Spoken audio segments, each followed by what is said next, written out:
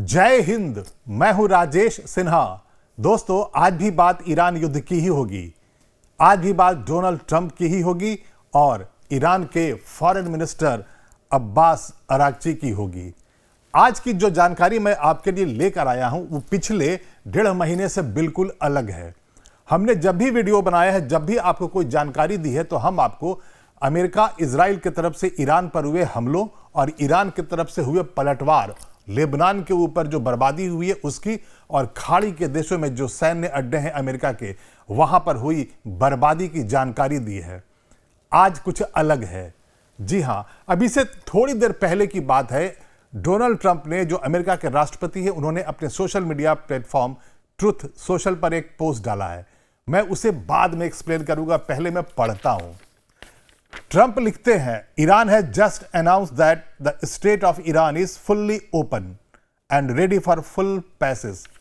मतलब साफ है, डोनाल्ड ट्रंप कह रहे हैं कि अभी अभी ईरान ने यह ऐलान कर दिया है कि हॉर्मुज स्ट्रेट को ओपन कर दिया गया है फुल्ली।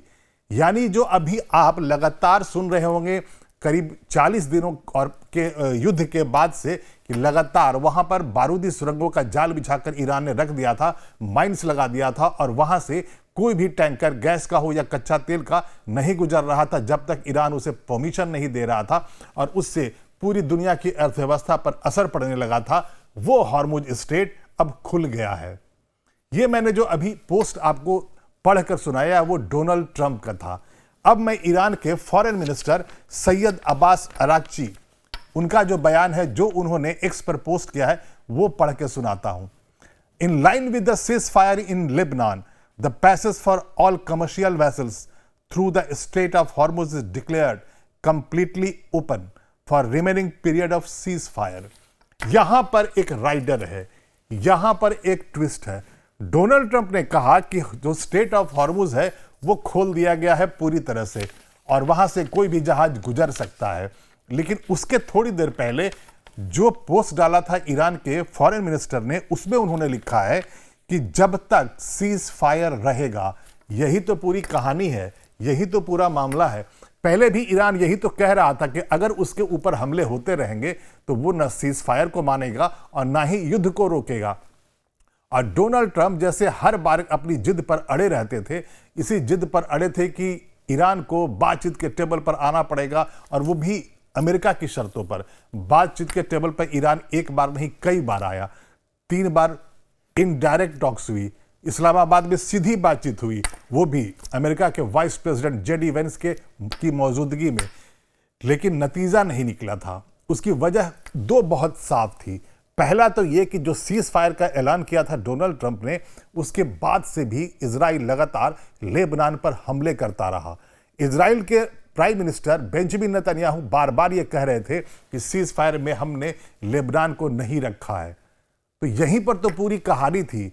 अगर न्यूक्लियर प्रोग्राम को आप बंद करने को कहते हैं ईरान को, तो वो भला क्यों मानेगा? कभी भी ऐसा कोई हस्ताक्षर अभी तक उसने किया नहीं है। कई दशकों से उसके ऊपर सैंक्शन लगाए गए हैं। और दूसरा, ईरान के बारे में जाना जाता है कि ईरान एक ऐसा देश है जो अपने प्रॉक्सीज के सहारे लड़ाइयां लड़ता है। उसके प्रॉक्सीज में जो प्रमुख हैं वो हिजबुल्ला भी है। हिजबुल्ला लेबनान में है, वहां के मिलिशिया गुट हैं, वहां उनका पॉलिटिकल अपना एक स्टेटस भी है।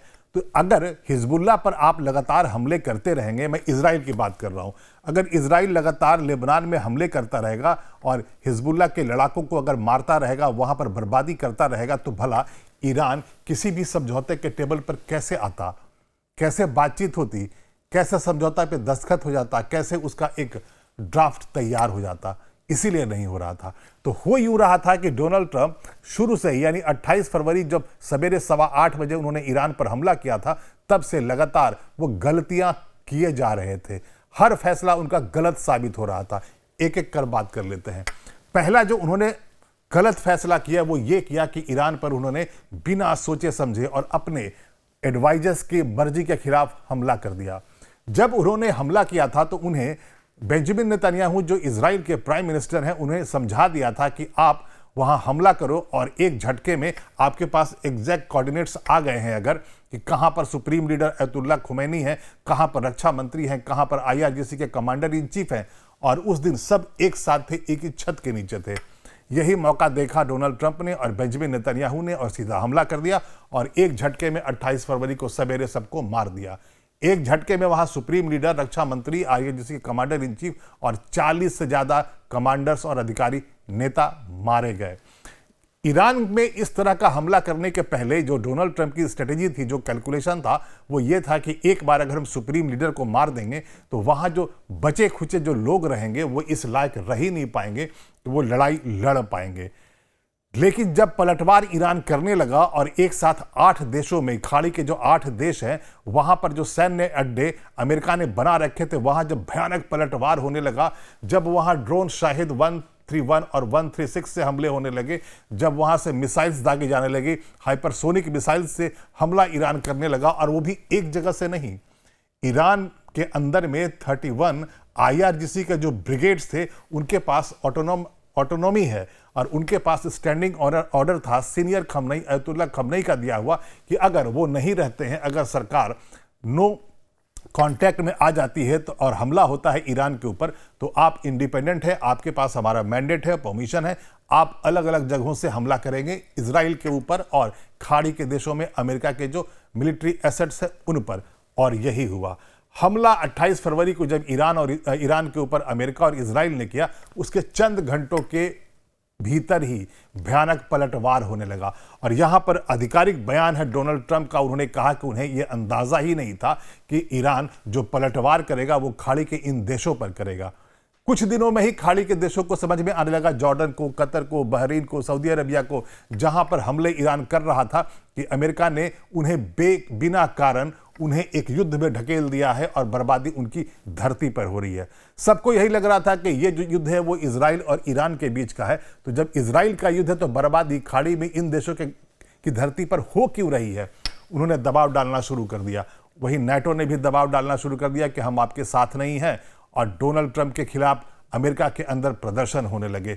एक दिन 90 लाख से ज्यादा लोग सड़कों पर उतर आए और कहा, नो किंग्स प्रोटेस्ट का नारा बुलंद किया।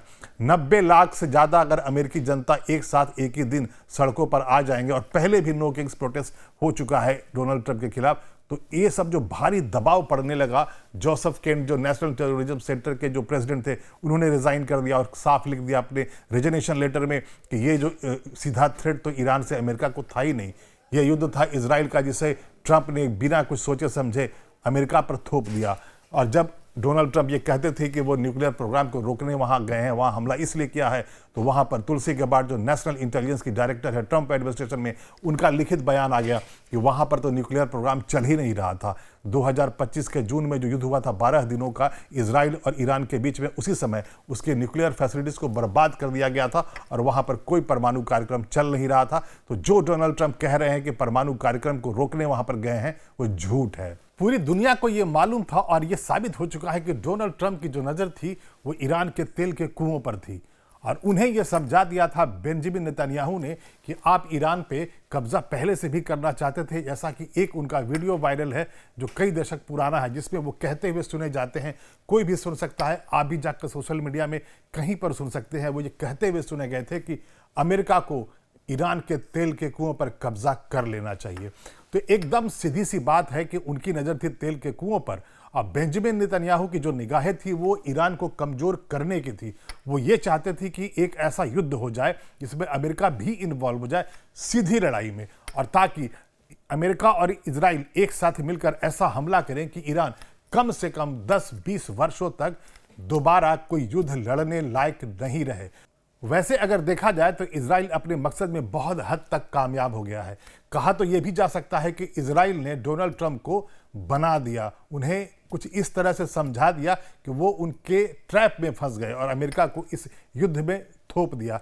जो मसला था जो इजराइल और ईरान के बीच में, वो यही था कि बेंजामिन नेतन्याहू की परेशानी ये थी कि ईरान कभी भी पीछे हट नहीं रहा था और उसके प्रॉक्सीज लगातार इजराइल पे हमला करते रहते थे। और ये बिल्कुल साफ था इजराइल के लिए कि जब तक ईरान सशक्त रहेगा, जब तक ईरान एक पावरफुल राष्ट्र रहेगा, उसके पास मिसाइल्स का जखीरा रहेगा, ड्रोन्स का जखीरा रहेगा, तो वो हमेशा से इजराइल के लिए मुसीबत का सबब बनता रहेगा। और इसीलिए पूरी प्लानिंग के साथ बेंजामिन नेतन्याहू ने डोनाल्ड ट्रंप को कन्विंस कर लिया और वहां पर हमला करवा दिया 28 फरवरी को ईरान पे। लेकिन ये युद्ध डोनाल्ड ट्रंप के लिए गले की हड्डी बन गई और आखिरकार उन्हें सीज फायर का ऐलान करना पड़ गया। और आज जो मैं नई जानकारी आपके लिए लेकर आया हूं वो यही है कि डोनाल्ड ट्रंप एक के बाद एक पोस्ट कर रहे हैं सोशल मीडिया प्लेटफॉर्म जो उनका है ट्रुथ सोशल पे। पहले उन्होंने कह दिया कि वहाँ पर ईरान ने कह दिया है कि वो हॉर्मुज स्ट्रेट को खोल दिया है और अब दोबारा वहाँ पे कभी भी इस तरह का कोई बारूदी सुरंग नहीं बिछाया जाएगा। नया पोस्ट है उसमें उन्होंने ये भी कहा है कि अब वहाँ पर जो बारूदी सुरंगें लगा दी गई थी उसे अमेरिका और ईरान मिलकर डिमाइनिंग कर रहे हैं। मतलब उस इलाके में समुद्र में जो भी बारूद बिछा दिया गया था ईरान के द्वारा उससे सीधे तौर पर हटाया जा रहा है अमेरिका और इजराइल के सैनिकों के बीच में। और साथ में एक अभी नया पोस्ट भी आया है डोनाल्ड ट्रंप का, उसमें वो कह रहे हैं कि ईरान ने यह भी मान लिया है कि अब भविष्य में वो हॉर्मुज स्ट्रेट को कभी इस तरह से नहीं बंद करेगा, ब्लॉकेड नहीं करेगा, वहाँ पर बारूदी सुरंगों का जाल नहीं बिछाएगा और इसे एक हथियार के रूप में कभी भी इस्तेमाल नहीं करेगा। तो इस पूरी जानकारी का और मेरे कहने का पूरा जो मतलब है वो यही है कि डोनाल्ड ट्रंप इस युद्ध में बुरी तरह फंस गए थे। जैसा उन्होंने सोचा था वैसा कुछ भी नहीं हुआ, ना तो वहाँ रिजीम में परिवर्तन हुआ, वहाँ पर आज भी खमनेई रिजीम बिल्कुल शासन में है। और दूसरा जो न्यूक्लियर प्रोग्राम का बहाना लेकर वो गए थे और उनकी नज़र जो थी वहाँ के तेल के कुओं पर कब्जा करने की, वो भी पूरा नहीं हुआ। आज भी ईरान में वहाँ पर एक सशक्त सेना है, IRGC है, वहाँ पर एक शासन व्यवस्था है, वहाँ सुप्रीम लीडर मुस्तफा खमनेई है। और अगर कोई फेल हुआ है, अगर कोई वहाँ से वापस लौटा है खाली हाथ, तो वो डोनाल्ड ट्रंप। उनका दो ही मकसद था, पहला तो ये वहाँ रिजीम परिवर्तन करके वहाँ तेल के कुओं पर कब्जा कर लेना और अपना एक पिट्ठू वहाँ पर शासक के रूप में बैठा देना, जैसा कि उन्होंने वेनेजुएला में किया था। लेकिन ईरान में मुंह की खा गए डोनाल्ड ट्रंप और जो भी उन्होंने चाहा था, जो भी उनका कैलकुलेशन था, जैसी भी उनकी प्लानिंग थी, जो भी उनकी स्ट्रेटेजी थी, वो सब फेल हो गई। अभी के लिए इतना ही। मैं फिर आऊंगा, ऐसी ही कोई रोचक जानकारी आपके लिए लेकर मैं आता रहूंगा। लेकिन ये वीडियो अगर आपको अच्छा लगा हो तो आप इसे लाइक कर दें और शेयर कर दें और हमारे चैनल को अभी प्लीज सब्सक्राइब कर लें। हमारा न्यूज चैनल लाइव टाइम्स का ऐप प्ले स्टोर पे है, आप वहां जाएं और उसे डाउनलोड कर लें और पूरे 24 घंटे हमारा न्यूज चैनल लाइव टाइम्स देखते रहें। तब तक के लिए धन्यवाद।